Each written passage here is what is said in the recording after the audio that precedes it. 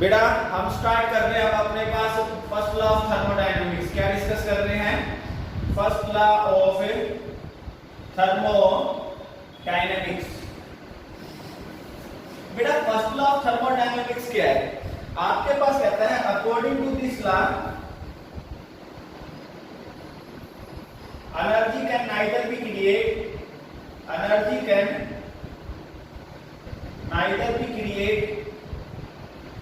nor be destroyed, but can change from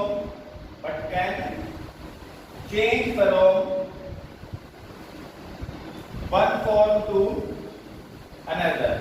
बेटा ये क्या कहता है कि एनर्जी को ना तो आप क्रिएट कर सकते हो और ना ही डिस्ट्रॉय कर सकते हो, मगर इसको एक फॉर्म से दूसरी फॉर्म में कन्वर्ट कर सकते हो। ये है आपके पास फर्स्ट लॉ ऑफ थर्मोडायनेमिक्स। बेटा आपके पास इसी तरह से एक और डेफिनेशन आती है energy of universe remains conserve. इसी तरह से एक और डेफिनेशन आती है it is impossible to construct A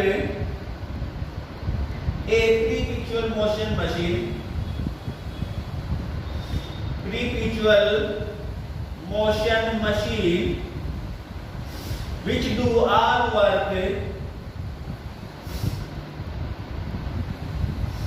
without consuming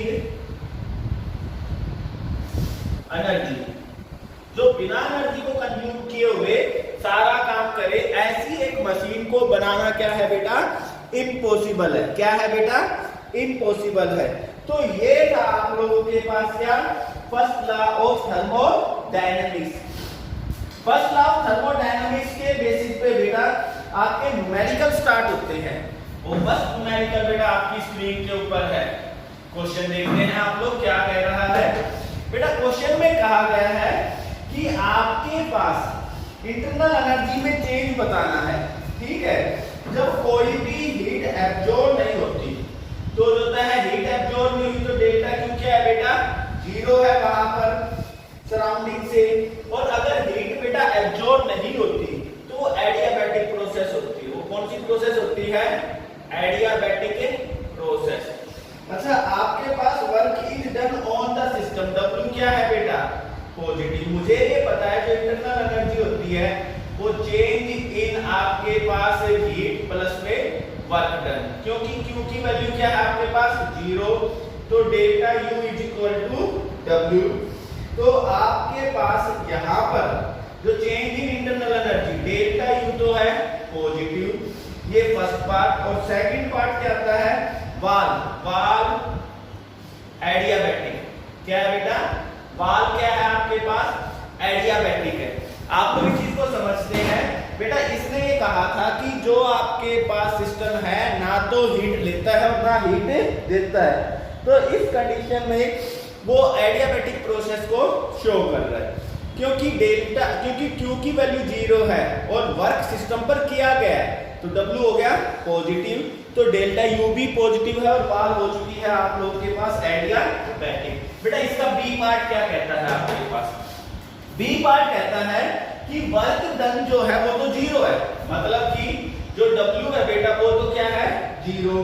और जो कहते हैं Q amount of heat taken out from system, Q negative है। Q है heat taken out from system, क्योंकि बेटा हीट सिस्टम से ले ली गई है। हीट सिस्टम से क्या की गई है बेटा?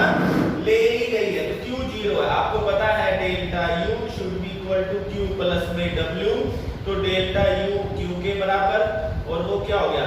नेगेटिव। ये तो एक पार्ट। बेटा हीट का एक्सचेंज हो रहा है ना, तो वाल थर्मल कंडक्टिंग है। वाल क्या है? Thermally conducting. वो बेटा हीट को एक्सचेंज कर रही है। ये था आपके पास सेकंड पार्ट। तो हम लोग बेटा इसके थर्ड पार्ट पर जाते हैं।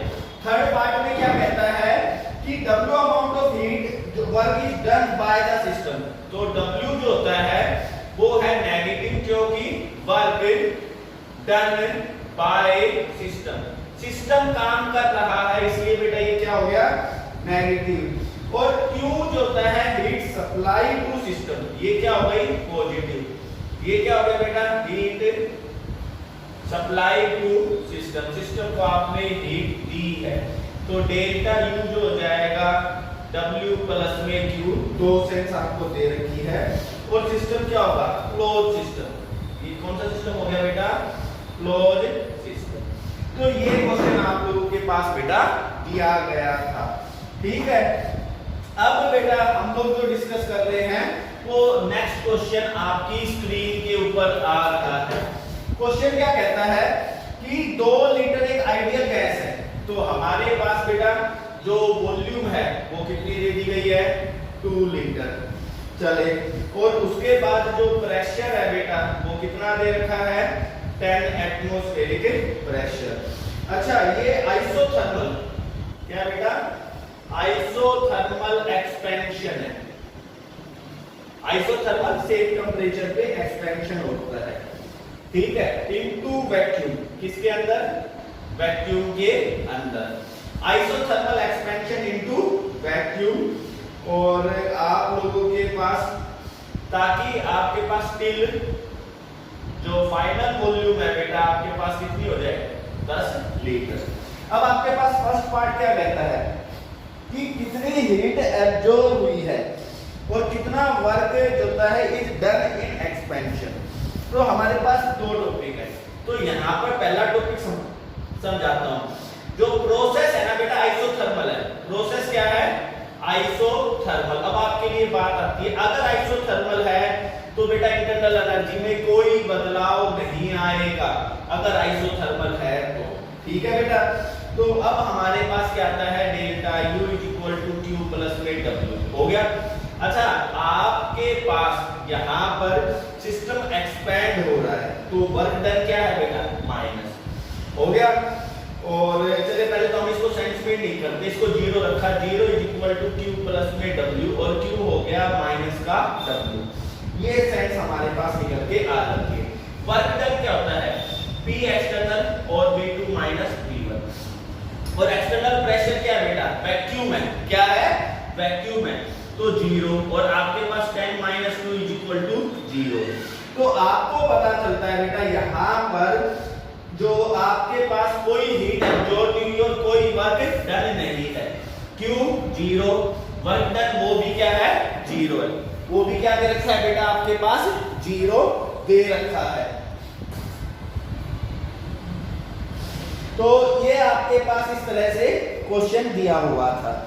अब आपके पास इसी में ही सेकंड पार्ट है कि अगर आपके पास एक्सटर्नल प्रेशर 1 एटमॉस्फेयर हो, वैक्यूम ना रहे, क्या रहे, अब मैं इसी चीज को फिर आगे बताता हूं।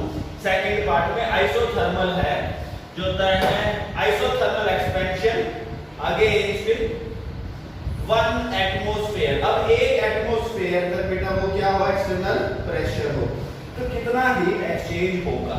तो सॉल्यूशन अभी भी आइसोथर्मल है ना, तो डेल्टा U क्या है 0, Q किसके बराबर है माइनस W की, और वो क्या है P एक्सटर्नल बेटा V2 माइनस में V1, माइनस साइन डाल देंगे बेटा। एक्सटर्नल प्रेशर क्या है 1 एटमॉस्फेयर, 10 माइनस 2 इक्वल टू कितने हो गए 1। और हमारे पास जो बेटा यूनिट आ जाती है वो आती है लीटर एटमॉस्फेयर, क्या आती है लीटर एटमॉस्फेयर। तो ये मैंने आप लोगों के पास एक टर्म समझाई है जिसमें हमने लीटर एटमॉस्फेयर के अंदर इसको दिया बेटा। अब आपके पास इसी तरह से जो होता है नेक्स्ट क्वेश्चन जो होता है इसका नेक्स्ट पार्ट है वो आपकी स्क्रीन पर है। कहता है कितनी हीट एब्जॉर्ब होगी रिवर्सिबली। अब प्रोसेस क्या हो गई है रिवर्सिबल, तो रिवर्सिबली पूछ लिया और एट 298 केल्विन। बेटा आपको ये पहले से ही पता है W जो है वो माइनस है, आपके पास क्या निकाला जाता है P एक्सटर्नल, हम लोग P को भी नहीं निकालते, यहाँ पर निकालते हैं माइनस में 2.303 nRT log V2 बाय में V1। ये हमारे पास फॉर्मूला है बेटा, आप लोग निकालते हैं माइनस 2.303। अब आप लोगों के पास बेटा यहाँ पर हम लोग क्या ले रहे हैं nRT, मैंने इसके नंबर ऑफ मोल को 1 मान लिया, क्या मान लिया 1, या आप लोग ऐसे भी कर सकते हैं एनआरटी किसके बराबर हो जाता है बेटा, पीवी के बराबर हो जाता है। तो आप लोग इसी सेंस को लेके चलते हैं, एनआरटी की जगह पीवी। मेरे पास -2.303 इनटू बेटा प्रेशर जो है वो है आप लोगों के पास 10 एटमॉस्फेयर। क्या दे रखा है आपके पास बेटा, 10 एटमॉस्फेयर।